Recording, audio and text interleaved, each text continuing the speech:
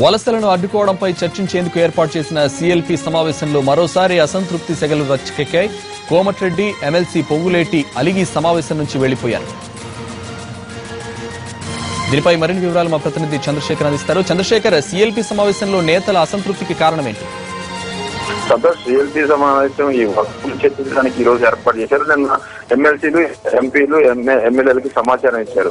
అయితే ఈ సమావేశం ప్రారంభమవుతుండగానే ఎమ్మెల్సీ పొంగులేటి సుధాకర్ రెడ్డి వచ్చి కూర్చున్నారు. అయితే అక్కడికి వచ్చిన ఉత్తమ్ కుమార్ రెడ్డి, మీరు వచ్చారండి, ఇది కేవలం ఎమ్మెల్యే కదా అనడంతో ఒకసారిగా పొంగులేటి ఆగ్రహానికి లోనయ్యారు. పిలిచి అవమానిస్తారా, మాకు సమాచారం వచ్చింది, మెసేజ్ వచ్చింది, అందుకోసమే మేము వచ్చాము అంటూ ఆయన ఆ సమావేశ రూమ్ లోంచి బయటకు వచ్చి కూర్చున్నారు. వెంటనే షబ్బీర్ అలీకి ఫోన్ చేసి, ఇదేంటి ఇలా అవమానిస్తారా, నేను ఏఐసీసీలో చాలా రాష్ట్రాలకు ఇన్ఛార్జిగా పనిచేశాను, ఏమనుకుంటున్నారు మీరంటూ ఆయన ఆగ్రహం వ్యక్తం చేశారు. ఎందుకు ఇలా చేస్తా ఉన్నారు, కావాలని ముందు మాకు సమాచారం ఇవ్వకుంటే రావు కదా అని అంటూ ఆయన ఆగ్రహం వ్యక్తం వచ్చారు. ఆ షబ్బీర్ అలీ కూడా